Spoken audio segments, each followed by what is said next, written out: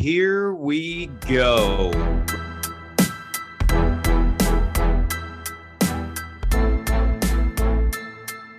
Welcome to the 9 Route Fantasy Football Podcast.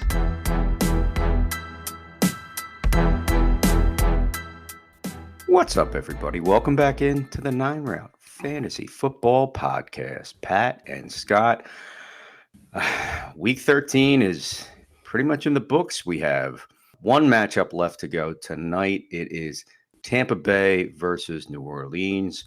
Obviously, everybody's going to have some skin in that game, probably trying to get you over the hump for playoff positioning or draft pick positioning, depending on how your leagues work and all that jazz. And again, we're going to phase out of that and get into week 14 and talk about some waiver wire concepts. And, it was a crazy weekend for injuries. If you were a quarterback and you made it through, was kind of like a horror movie for some people. And again, some owners that were getting down to the end game here to qualify or get a bye week or just make the playoffs by the skin of their teeth, defend a title. Again, we're going to talk about a lot of stuff that happened to some marquee names throughout, but definitely, again, those quarterbacks are at a premium. Going into week 14, folks, we do have 6 teams coming on a bye. We'll talk about that in a minute. First, Pat, how'd you do this week fantasy-wise? How about like our league of record and everything? How'd you do? Oh, you just happened to throw that. How'd you do in our league of we record? based the podcast off of it, so I figured, hey, you know what? Since that's our focal point for points and rankings and such, so we're NFL.com, full contact fantasy, private league, 12 teams, family mostly, some friends, which we treat like family. And again, I'm just asking, just for informational purposes, how'd you do this week? So in that league specifically, I lost to the second worst team in the league. That's brutal. Yeah, I'm so sorry to hear that. That's kind of the way that team has been going for me this I year. won this week. I beat the worst. Yeah, I beat the worst team in the league this week. The team that can't score 100 points in a week to save their lives. I just can't. You couldn't score in a strip club, buddy. Let me tell you. I couldn't score in a strip club with a pocket full of hundreds. That league is just brutal, man. It's a shame that we base everything off of that one because we're bum fighting for the first pick. We really are. Now we have to get good so we can qualify. It's like, I want to tank, but now I actually have to play for it. Now I'm actually doing waivers. Now I actually care. It's like, it's funny, definitely. Yeah, we do in our league of record. We do a cumulative toilet bowl. So basically what happens is the teams that don't make the playoffs still set their lineups weeks 15 through 18. We do play all the way through week 18. We play a 2-week championship. So the toilet bowl also runs off for all 4 weeks. And then your total points for the non-playoff teams ranks you top to bottom for draft pick next year. So whoever has the most points weeks 15 through 18 gets the number 1 pick in the draft. And so I am looking like I'm going to be drafting 6th this year because unless my team does some kind of miracle turnaround over the next 5 weeks, it's really bad. It's going to be extremely difficult for me to outscore anybody anytime. It's just been terrible. But the good news is in my other, so what I have 8 leagues, technically 9, but the one I don't really count. So in those other 8 leagues, I am headed for the playoffs in 4 of them. So I can't really complain. Our dynasty league that we started last year with some of the other guys in the industry. I'm in first place in that one, but that is one of those total points where you go all the way to the end of the season. So there's no real playoffs for that. You just keep scoring and hope that your record ends up being the best ball Empire League. Yeah, you're crushing, man. Yeah, I should win this week again, meaning no more losses. Basically, what it is, it's whoever has the fewest losses as an all play. So basically, you rank each week. If you win the league or you have the highest points in the league, you're 11-0 for that week because you didn't lose any games. You won all 11 matchups. And then if you're second, obviously you're 10-1. And that's basically how that works. So each week, if you finish last, you're 0-11. So whoever finishes with the least amount of losses at the end of the season is the winner of that league. And I think right now I have a 5-loss lead, and I believe I should, looking at who's left, I should finish first again this week. So looking pretty good in that one. Got 2 other bye weeks almost locked up. I just need either a win or a loss by somebody else in the next couple of weeks. So I'm feeling pretty good about those other leagues. We make the league that I run, that I've run for 15, 20 years now. It seems like that's our league of record. And I think that's where I'm going to have to concentrate a little bit more. I can't come on this podcast and talk about our league of record and be that bad in it every year. So, and then next year you'll have some draft picks, so you'll be competitive again. So should be a much better year. You won the first year, didn't you? Second year. My brother second year, yeah. Yeah, that's where it's Don't Call to Come Back, Mike. Yeah. The fantasy savant that he is. Yes. Yeah, and then you won back-to-back titles, and was it 3 out of 4? Yes, stretch. Yes, it was. Yes. Yeah, you had a nice stretch there where you were just killing it for quite a few years in a row, and then I think the whole Christian McCaffrey thing with you is kind of like where things started to take a turn. It just seemed like you got a good player in that deal, but it just seems like, I got it. With the injury, the the luck happened, and you just haven't really been able to recover from that string of events that led you to that. Because then you did well and you went for it again. I think not the following year, but the year after, and that one kind of fell apart on you too. So, well, it was, and this is, we talk about trade strategies and stuff like that. Like I'll push all in when I think I have a shot and I want to make that move and stuff like that. And yeah, having McCaffrey the first time around, I dumped my first 7 picks and it didn't quite work out. Okay. Come back, he was injured, but I was able to keep him because of our league rules that, based off injuries that kept him as a keeper. And yeah, the next time around was when I dumped my top, 8 or 9 this past year to someone who's pretty much like the best team in our league this year. You're very welcome. Pun, by the way, you can have that title. But, to get Dalvin Cook. So I looked at my running backs and I have Christian McCaffrey and I have Dalvin Cook. What could possibly go wrong? Injuries. And again, those are the things that, yes, have scarred me for life when it comes to fantasy football. I just, even watching when we talk about it does put you there. But again, you can never plan on that. And I think, you've proven throughout this year that you were not fearful of injuries for different players, including McCaffrey. And it's come back to, benefit you. Myself, I'm just a little suspect on this person or that person coming into our next year. But again, it all remains to be seen. But, definitely I would say that I have to learn to be brave. Don't let those injuries scare you. Some injuries are scary. Don't get me wrong. I mean, like the ones yesterday. Yeah. Yeah. So let's hit up the socials real quick for the listeners, and then we'll jump right into the injuries, because there's a couple of actually news announcements that we want to go over first as well, and then hit the injuries. So if you would like to connect with the show, you can find us on social media. We are on Twitter at the 9route1 and at Scott from Delco. We also have a website, which you can find at www.the9routeffb.com. And if you have any questions, comments, or anything you'd like to hear about, any questions for the show, you can email us at 9routeffb@gmail.com. Time for the news. All right, let's jump into these news topics, because there's a couple of things that we can move through most of this fairly quickly, but there's a couple things that we're going to definitely need to kind of discuss back and forth. It looks like the first little bit of news, again, this could affect you lineup-wise. Obviously, timing of games can always be in effect. They always talk about keep your flex spot open. You never know what's going to happen through a day. You might have to move somebody around last minute. It does look like the Chargers versus the Dolphins is now the Sunday night football game, where it had been Denver versus Kansas City. Kansas City, obviously, marquee matchup. They figured division game, and Russell Wilson against Pat Mahomes and everything they could do. The league knows better. They are going to move out of the way of that game and say, hey, look, Chargers, Dolphins, you got a team that's angling for possibly a playoff spot against a team that's really one of the young up and comers that is also pretty much kind of getting to that point. So again, that will have an effect on a lot of skill players moving into Sunday Night Football. But we wanted to give you a heads up on that just from the jump so that you can set your lineups accordingly. Yeah, another weird story that I heard this week is that the Rams have a game on Christmas Day. It's a home game for LA, and with the Rams basically being, Matthew Stafford, which we're going to touch on in a minute, he looks like he's probably done for the season.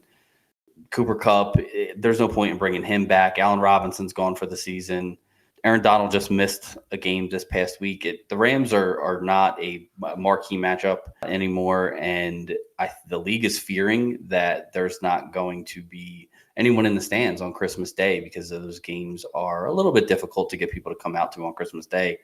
But if the Rams were playing well, if they were still in playoff contention, obviously defending Super Bowl champs, then that stadium would probably be fairly filled. But with the Rams being as bad as they are, they don't anticipate a big turnout for that game. And they have actually started asking, the NFL has, and the Rams organization has started asking fans to donate their tickets for Christmas if they are not planning on attending the game, which I've never heard happen before. But that is the state that we are in right now in the season with the Rams. I mean, Pat, you and I are old enough real quick to remember like blackout rules, when if your team didn't sell out, they wouldn't play the game. They wouldn't put it on TV. They'd still play it. I shouldn't say, I'm sorry. Yes. Apologies. Yes. Yeah. You wouldn't be able to see your team play the game. I apologize. To see that kind of almost be in that mix is just so weird for that. And donating the tickets. So, I guess there's going to be a lot of like Twitter and Instagram fights that we'll be able to watch with the crowds rolling into that game. My God. Yeah, it's still going to be bad. Yeah, it's a marquee stadium, like you said, and the matchup maybe was something they were looking to kind of pump up. But my God, that's asking a lot, Roger. My God, buddy. Yeah. Jesus. Not surprising for me personally, not surprising news. The Panthers are allegedly I believe they actually have now. I think this is official. I believe it is. Yes, I'll double check, but we'll carry on like it's official because it's definitely happening. It's not surprisingly formally alleged now, officially confirmed at the 9 Route 1. Baker Mayfield has been released from the Carolina Panthers. My God, like. And there's people that are already going, well, the Niners, it's like, stop for a second. Like, they're going to roll the dice with Brock Purdy for the rest of the season and go with that and do what they have to do. And that defense is going to carry them. There's no need for them to go, oh, it gives us depth. Like, it'd be different if he was competitive and good and, whatever else. It's just good. It isn't. People say, oh, playoff game and he won. And they have a good defense. They run the football. That's what Cleveland did. Carolina, they gave it to you. Sam Darnold, they pretty much he was still seeing the ghost from back with the Jets in New England. And then, you turn around, they throw him to the Wolves and get rid of him. He was ineffective for a game or two. And suddenly PJ Walker's your best quarterback. And you're over there going, hey, how you doing? Yeah, hey. Nobody can see you because you're 5'1". That doesn't help. But at the end of the day, my God, dude, it's time to just retire, take the studio job, unless you want to steal more money from some team that's that dumb. Pour one out for Baker Mayfield. Again, I don't think the commercials, they're all going to dry up too. But again, take the college football studio job where you can talk about the Heisman and all that stuff because that's where you're at, buddy. That's not that I feel a certain kind of way about it. Just that's what I'm saying. Yeah, he's going to get picked up, unfortunately, for some team, and it's going to – I hope it's not San Francisco because it's going to cause a problem as soon as Purdy has a not-so-great game. People are going to be calling for Mayfield, and it's gonna be a mess. I wouldn't even dive into that. I wouldn't even dip my toe into that pool. If anybody, I would see a Houston Texans just that have nothing to lose saying, what the heck. I don't think they're sweating it. Plus, with Trey Lance being the guy, they're not looking to make an investment. I think you'd have to pick up $1 million and change for his contract, if I'm not mistaken, too. So, Baker Mayfield. We'll see you on Saturdays, not Sundays, buddy. See you. Yeah, I actually like the Houston call. I think that's a spot where Obviously, they're having quarterback issues as well. And not that, like you said, not that Mayfield is necessarily the answer to anything, but I mean, maybe a guy who can start for a year when whoever they draft in 2023 at the quarterback position, because that's coming, kind of sits and waits and watches without having to play behind that pretty bad offensive line in Houston. Let Baker Mayfield take the hits while your rookie quarterback, learns from the sidelines. That's not a terrible idea. Yeah. But let's move through these injuries. We got quite a few here to get through, and I don't want to run out of time before we hit the good part, which is the waiver wire stuff. Matthew Stafford, spine injury. He was placed on IR, so he's guaranteed to miss at least 4 games. More than likely done for the season. There's no point in bringing him back at this point. It just doesn't make sense. The Rams have nothing to gain from it. Next up, Jimmy G. We just were briefly talking about it. He was 2 for 4, 56 yards. He was sacked once and broke his foot. He was taken to the locker room on a cart.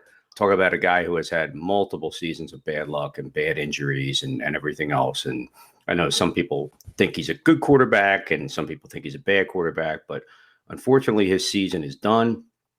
Somebody who's going to come up on our waiver wire talk, Brock Purdy, filled in for him and looks to be the guy for the rest of the season. Obviously, it's still fluid this week. Maybe in a week or two, we'll see what happens in San Fran. But Jimmy G, done for the season. Yeah, real quick, Brock Purdy looked good. I was watching that game, and he commands the huddle very well. He knows what he's doing, played extremely well. I actually tweeted out during the game that he's got that it factor that you look for in a quarterback. He doesn't look like a deer in headlights. He's very had a good grasp of the offense. It looked really, really good from what I saw. And, I'm no quarterback whisperer or anything, but I do like him moving forward. And I think he could take this next few weeks and make a real name for himself. Yeah. Sounds like athletic quarterback, everything you kind of want out of a current quarterback. But yeah, we'll see. Maybe he gives Trey Lance a run for his money. Yeah, we'll see. Lamar Jackson left the game this past week with a knee injury. It's considered week to week, according to head coach Jim Harbaugh. Just read a report that he is unlikely to play in week 14. Doesn't seem like the injury is going to get better by this week coming up. So definitely make sure that if you are a Lamar Jackson owner, you go out and grab Tyler Huntley. He should be the backup or the starter until Lamar Jackson gets back from his injury, and has a couple of decent matchups depending on how much time Jackson misses. Could be a useful piece for your fantasy team going into the playoffs. Not somebody that I'm super excited about riding into the playoffs, but there are worse options out there, and some of them were drafted this year, and I'd take Huntley over some of those guys. So talking about you, Russell Wilson. Oh man, wow, Russ. But he's no Baker Mayfield though. That's speaking of quarterback injuries, there's another one to speak of. We are looking at Tua Tagovailoa. Ankle injury, minor, nothing bad. Looks to be a definite lock-in at starter versus the Chargers coming up this week. And again, that Sunday night game being flexed, they're definitely going to want to get him back out. Nothing to do with concussions or anything like that. Could have come back into the game. Game was out of reach at that point, so they didn't want to risk anything. Skylar Thompson came in and filled in, obviously, for him. The loss was already in place. So Tua, keep an eye on it, but chances are he should be 100% good to go for next week. Yeah, Trevor Lawrence, same thing. He left the game, but ended up coming back and playing in this one. Still ended up losing to the Detroit Lions, but Lawrence, the injury, I actually saw this when it happened live. They showed it. I was watching Red Zone. They showed it, and it looked pretty bad. I mean, his leg was caught under him, knee bent, like bent backwards. It was that bad. The whip sack? Did James Mitchell got him on? Kinda, yeah. But he sacked him, but he was laying on his leg, and it was a weird thing. Lawrence came out, didn't stay out for long. Ended up coming right back into the game, I think, right after halftime, which this happened maybe within the last 2 minutes of the half, and then he came back after halftime and was good. So no issue there. Should be fine to play next week versus the Titans. So Trevor Lawrence, if he's your quarterback going into the playoffs, dodge the bullet there. Yeah. Again, good young talent. A lot of injuries down there. Don't want to see that happen. Moving on to one running back, and sounds like it was a freak injury, the way the coach makes it sound. Kenneth Walker, the third rookie running back, out of Michigan State, has an ankle jam. It sounds like something you might buy at like, I don't know, like a country flea market that somebody made at their house. Uncle Joe's ankle jam or something like that. That doesn't sound like a sprain, a strain. Again, that's Coach Pete Carroll saying that. There's no timetable. There's no information medically out just as of yet. Remains to be seen if there was any injury to any ligaments or anything like that. But I know there was a little broody high on the sidelines with, Geno Smith and stuff like that. But this has nothing to do with that. And hopefully for a good young running back, there's no issues yet. So keep an eye on Kenneth Walker. But right now it doesn't sound serious. Moving to the wide receiver position, Cortland Sutton left the game with a hamstring injury, did not return. He had, I think, one target and then I think was injured, and that was it. Personally, I really don't want any pieces of this Denver offense. I don't think that Sutton is reliable enough to play at any point for the rest of the season. I think he's completely droppable. I was really banging the drum for him in the preseason. And yeah, it's a shame, man. The whole offense disappointed me, honestly. I was really looking forward to that AFC West being a really good division. And I think everybody, obviously that was the talk of the preseason, was how good the AFC West was going to be. And it just turned out to not be the case at all. It actually turned out to be exactly the opposite. It's the NFC East that is the division in football with the best records and most playoff potential. So it's a shame, but I'm not concerned about Cortland Sutton's injury because if I have him, I'm dropping him, and in any redraft leagues, I'm not comfortable going into playoffs with him in my lineup. So there's no point in having him on my roster. All right, another wide receiver, rookie Treylon Burks. I was keeping an eye. I have him in a couple leagues, and saw he's caught a touchdown.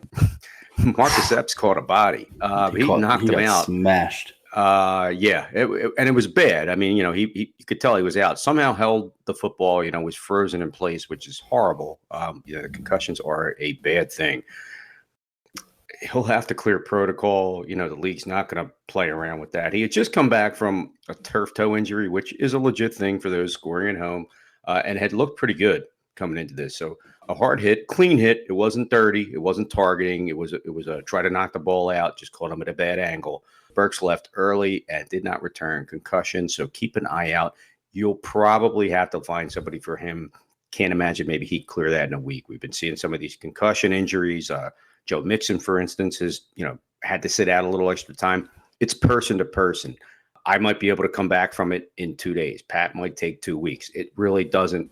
It's just up to the person. So Treylon Burks, keep an eye out on the news for him regarding his status. Last guy we're going to talk about, thank the Lord for injuries for this week. Somebody who is on your radar for fantasy at this position, tight end Hayden Hurst of the Cincinnati Bengals, is already listed as doubtful. He left the game against Cincinnati, right calf injury. They already kind of have him pegged as being doubtful. So that sounds like that could be a strain, a tear. I am just speculating. There's no true information out. But they're already talking out of Cincinnati that he will be expected to be out for this week. Big division matchup against the Cleveland Browns. And again, that was a position that really kind of goes by the wayside on that team, but he is factored in and been like a top 10 or 12 tight end for pretty much long stretches of the season. So it'll be interesting to see what happens. They don't have a lot of depth at that position. So again, just keep an eye. Hayden Hurst, you might have to pick up a free agent off the waiver wire. Weekly waiver wire.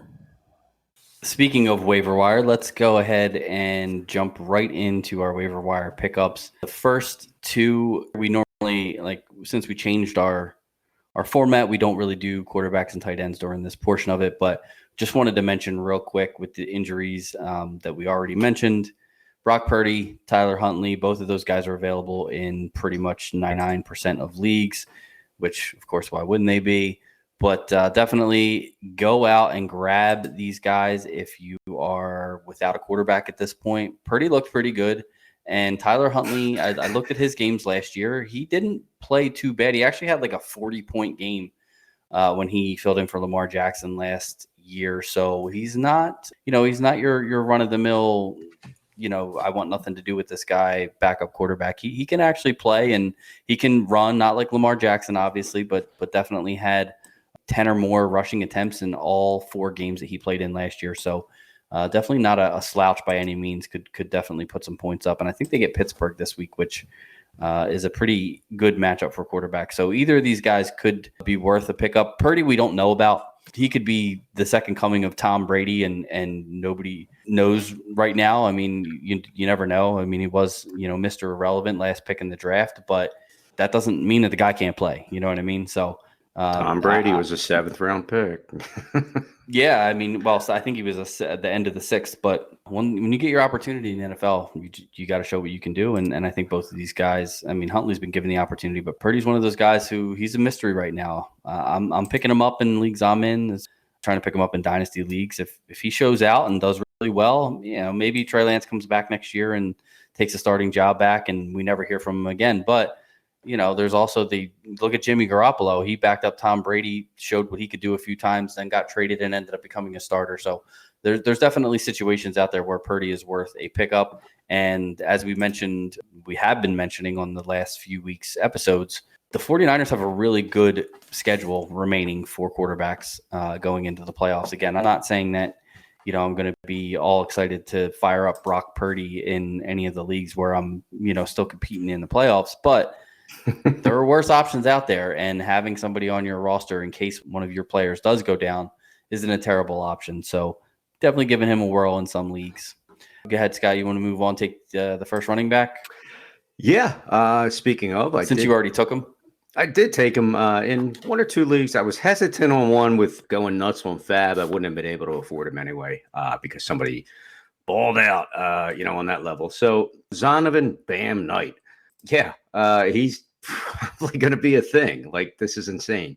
They traded for James Robinson, obviously the injury to Breece Hall. Michael Carter is a competent running back. Ty Johnson has always had the chance to, fill in the gaps here and there.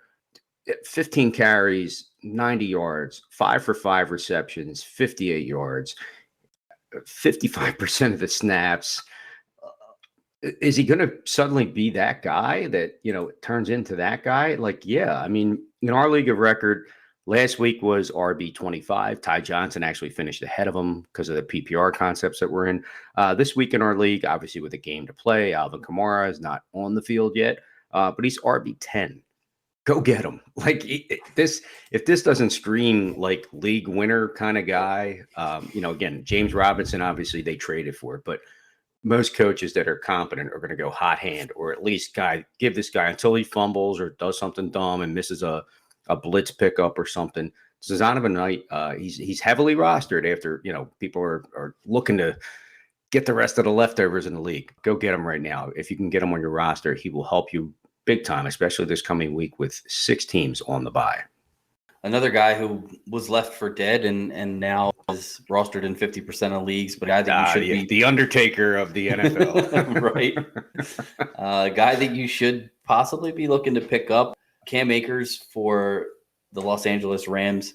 The whole Cam Akers saga is it's amazing to me. The fact that basically the Rams tried to get rid of him, tried to trade him for a draft pick, and then now in week 13, give him 17 of the 20 running back carries in that game against Seattle, in which, again, he doesn't, yards per carry wasn't great. He only rushed for 60 yards, a little over 2 yards per carry, but had 2 rushing touchdowns and was basically half of the Rams offense in that game. I don't know if maybe the Rams are trying to play him now and see if he's worth keeping because he does have 1 year left on his contract. I don't think that they think that they're done next year. I believe that, with the injuries and stuff, they're probably shutting it down this year, but I think they still think their window is open a little bit. And, maybe they're testing Cam out. Maybe they just don't want to get anybody else hurt. They don't really care if Akers gets hurt. I don't know. I'm not really sure. But the fact that he played so much, that he got so many touches, again, not a great offense, but anytime you can get 17 carries out of a running back, you got to put that guy on your roster, and just in case, you need to put him in your lineup. So definitely go out and check. He's available in about half of leagues. Someone with a little more availability in a high-powered offense, to say the least. Jerick McKinnon. A lot of people remember, he's had some tough times with injuries through his career, but he's been very effective when on the field. Just yesterday, he had 8 carries for 51 yards, 2 catches, on 2 targets for 9 yards, which doesn't sound like a lot, but yes, he did get a touchdown. So obviously, fantasy football wise, that's one of your dreams. It just kind of gives you that double digits off of one play. He's definitely being utilized in that offense. Now, some people may be a little hesitant. You see Isaiah Pacheco, you see, obviously Melvin Gordon's on the roster, albeit, not a factor anytime soon that we know of. But Jerick McKinnon's a guy who, again, on a week like this coming up where, you're going to be without a Cordarrelle Patterson, a David Montgomery, Aaron Jones, and A.J. Dillon. You're going to be without Jonathan Taylor. You're going to be without Alvin Kamara. You're going to be without Antonio Gibson and Brian Robinson. Go pick him up. He's a guy you could plug in right now, and he has the potential to be a solid RB2, a very dominant flex for your team. Again, RB1 remains to be seen just the way that offense runs. He's only rostered in about 25% of leagues, and he's got some good matchups coming up. Week 15 against Houston, Week 16 against Seattle, that are very suspect against the running back position. Again, he's a guy that could just become a hot hand and get you over the hump in those playoff matchups, but definitely worth a spot on your roster going into Week 14. Yeah, if you play in these deeper leagues, I know our dynasty leagues are pretty deep. We start, I think, 10 or 11 players. So you couple double flex and 3 wide receivers, 2 flex, like stuff like that. You could definitely use running backs like Jerick McKinnon. Another running back that looks like he's starting to take a little bit bigger chunk of the offense, James Cook with the Buffalo Bills. They played on Thursday night, and he had 14 carries for 64 yards, caught 6 passes on 6 targets for another 41 yards. It was his first 100-yard game of his young NFL career, and he actually out-touched Devin Singletary for the first time this season, 20-13. So, again, this isn't necessarily like the game where James Cook took over the backfield, but it could be. The Bills, for whatever reason, just don't seem like they ever want to fully commit to Devin Singletary as their only starting running back and not give other guys. They even mixed in Nyheim Hines a little bit on Thursday night. They've given Zach Moss opportunities. Singletary always seems to come out on top, but with the draft capital they spent on Cook, go out and stash him on your bench and just see what he gives you. If he starts to play more snaps than Singletary and out touches him again next week, then you might have a little bit of a changing of the guard coming here, and Cook may be the running back from Buffalo that you want to roster going into the end of the season here. Yeah, no, I don't disagree. It's something they're going to look to bring him on. At the same time, it was a Thursday night game, so they may have been given a little bit of a break to Singletary. But no, Pat, you're 100% correct. He shouldn't be a free agent in any leagues based off of his pedigree. If Singletary gets injured, I mean, here's your next guy up. Right, he's a starting running back for one of the best offenses in the league. Like if he's not.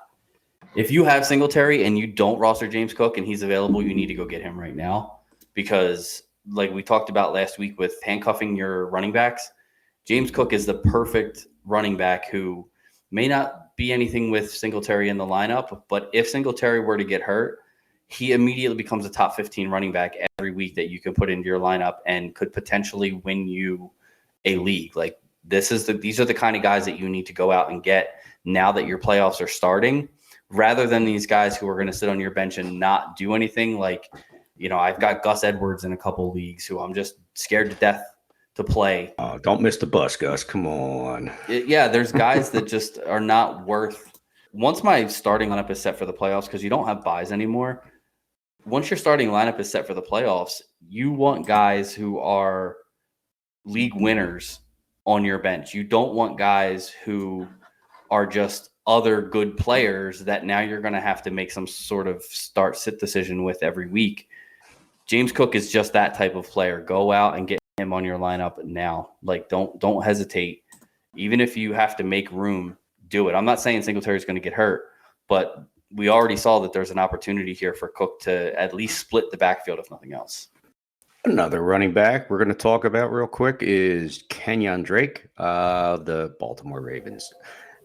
Close to like 35-40% rostered. He's a player that's going to be interesting. Obviously, a lot of players in that offense will without Lamar Jackson, who is the RB1 and the focal point of the offense. With Tyler Huntley being that guy, it's going to be interesting. He does have the ability to take off, not quite like Lamar. I know we talked about that, but Kenyon Drake is, pound for pound right now, the healthiest and the concept of an RB1 for that team. I mean, and he kind of has been, like you said, Gus Edwards, you're still suspect. You're waiting for maybe those creaky knees and stuff to kind of kick in. He only had 12 yards on 6 carries, averaged 2 yards a carry. Kenyon Drake, different story. 7 carries, 29 yards. And again, they didn't go to the running back as much. Tyler Huntley kind of picked up that poor man's Lamar role. Now, what Kenyon Drake can give you is, plays out of the backfield, catching the ball. 2 receptions on 3 targets, 17 yards. That's 8.5 a carry. If they start to be a little more like a pro-style offense on that level with Huntley in there, he's definitely a player that you want to have on your roster. And again, arguably, technically the healthiest running back on a team is what you almost want to consider an RB1. So I would think Kenyon Drake has the potential to be a flex for some people going into this week as well. Yeah, another guy who you're going to want to pick up just due to injury is DJ Dallas from the Seattle Seahawks. He is basically rostered nowhere, so he should be available. Unless you're in like a deep bench dynasty league like some of the ones we play in, your standard redraft leagues, he should be available. Again, if you are the Kenneth Walker owner, you need to go out and get DJ Dallas, and you need to keep him on your bench for the rest of the season. Hopefully this injury with Walker is not major, but if he misses any significant time, DJ Dallas is going to pick up the majority of the carries. Now, the backfield will be a little bit more split between Dallas and Travis Homer. Should he get healthy? He was also out last week, but I think that was just a 1-week thing. He had an illness or something like that kept him out of that game. But DJ Dallas is going to be, the guy getting the majority of the carry. So again, throw these guys on your bench. Don't waste your bench spots with running backs and wide receivers that are not going to play for you in the playoffs. Use those bench spots for insurance running backs like the DJ Dallas and James Cook. Moving on to wide receivers. What if I told you had the potential to pick up a top 50, a top 45, actually in our league of record, wide receiver 44 coming into this week, and have them there for, fantasy football playoffs and potential matchup busters that's going to help you take things to another level. Donovan Peoples-Jones. Now, again, a lot of leagues, people have picked up on it. He's closing in on 50% rostered, but that leaves a lot out there for, the ability to pick him up. Just did, his usual thing, another double-digit game. 8 of his 11 games this year have been in double digits. If you want to compare him to a wide receiver that everybody drafted as probably a top 10, Deontay Johnson, he's actually a safer guy. He's got a higher floor. And obviously he's 80% roster because he's your guy. You drafted him. He might have been your wide receiver 1 that you picked. And based off last season with Ben Roethlisberger still finding the guy, obviously a lot of quarterback issues there, but he's got really good matchups down the road, weeks 15 through 18. And if you noticed yesterday, obviously Deshaun Watson just kind of getting a lot of rust off, didn't look good. Pat, you called that one 100%, but he was tied on the team with 3 targets. And again, I know it sounds like a lot. Again, 3 catches, 44 yards. He's a guy that can really be a league winner for you if you have the ability to get him into your starting lineup. Yeah, another guy who isn't going to necessarily blow you away with his numbers, but it could be a usable flex option. I think the rest of these guys, the wide receivers are going to talk about, we've talked about before. So again, we're not going to belabor all of this stuff, but Paris Campbell's still out there. He's rostered in about 35% of leagues. Like I said, he's still a usable flex option as long as Matt Ryan is still at quarterback, which as long as Jeff Saturday remains the interim head coach, I believe Matt Ryan will stay at the QB position for the Colts. We're going to round this out kind of quick. We got Van Jefferson still available in some leagues. Didn't have a great game, obviously, against Seattle. Nobody on that team did.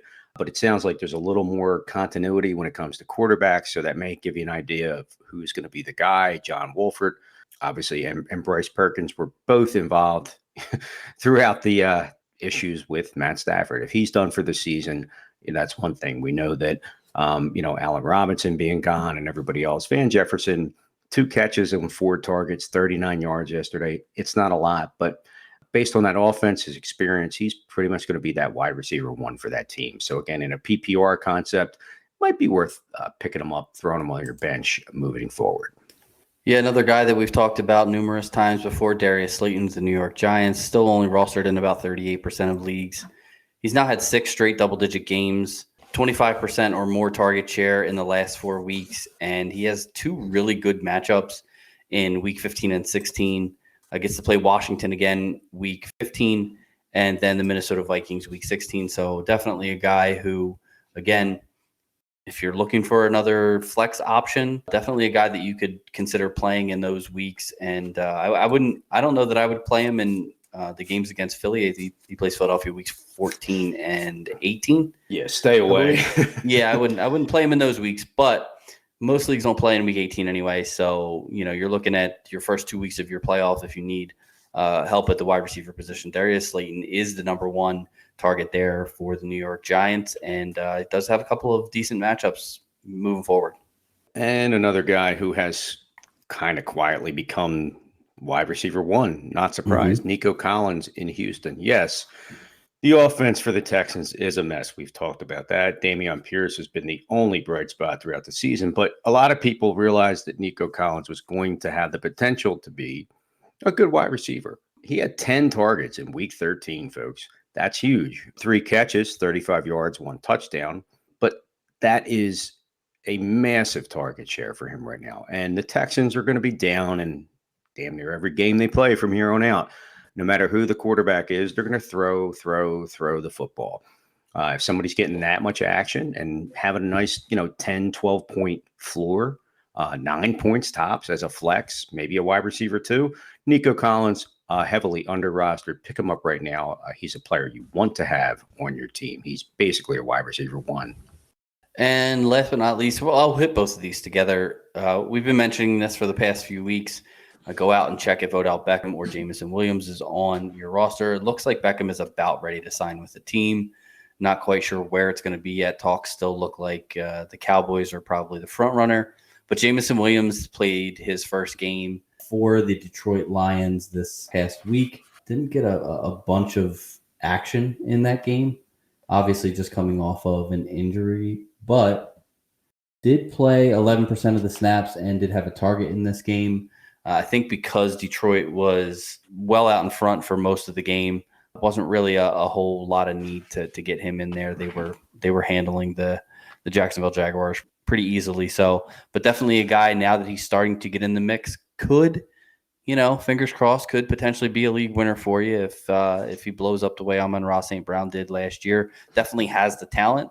It's just a matter of, how much playing time is he going to get and how, healthy is he really, but definitely worth a stab on your bench.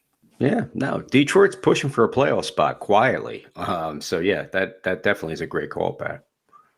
All right, so hopefully the waiver pickups that we gave you will help you, snag a guy or two that will help you get into your playoffs. Most leagues are still in the regular season here in Week 14 with the Bye-Mageddon Part 2 this week. 6 different teams on bye, which I don't know if we mentioned that. Did we mention that at the top? We'll go over the teams real quick. It's Atlanta, Chicago, Green Bay, Indianapolis, New Orleans, and Washington are the teams on bye. With those teams on bye, you definitely are going to be a little bit short in your lineups. I've looked at my Week 14 lineups already, and there's going to be some decisions to be made. And one of the big things about all of these buys in Week 14 that we need to talk about now, because by next week it'll probably be too late. Guys are going to get dropped that teams probably don't want to drop just because they have to pick somebody up, especially those teams who are right on the playoff bubble. They're going to have to drop, good players to make room for some of these, spot starts in Week 14 because of all the teams on bye. So pay attention to see who people are dropping. And don't forget that after your waivers clear, depending on the way your league works, you either get it's like first come, first serve, where you can just pick up whoever is available. Or like in our league of record, those players will go into another waiver period. That's another 2 days, allowing potential fantasy managers to go in and pick up those players off of waivers as well. So remember that waivers in some leagues run twice, But if not, you can pick up the dropped players in some leagues immediately. So make sure that you go out and do that. Pay attention to who's being dropped, because I know I'm already looking at 2 of my leagues where I'm facing pretty tough decisions on who I need to pick up for this week, and then who I'm going to have to drop in order to do that. So definitely some guys I don't want to drop that I'm going to have to, but make sure that you check that out and pay attention to who gets dropped in your league as well. Real quick, we'd like to thank Mickey's Protocol Pub in Tuckerton, New Jersey for partnering with the show. If you're looking for a great place to watch the NFL on Sunday, Mickey's is it. Great food, drink specials, and all the football you can handle. Mickey's Pub, 327 East Main Street in Tuckerton, New Jersey, where friends and family meet. Real quick, I'm going to give you our socials again, just in case you would like to follow us on social media, or if you'd like to contact the show. We are on Twitter at the 9route1 and at Scott from Delco. You can also check our website, which is www.the9routeFFB.com, or you can email the show at the9routeFFB@gmail.com.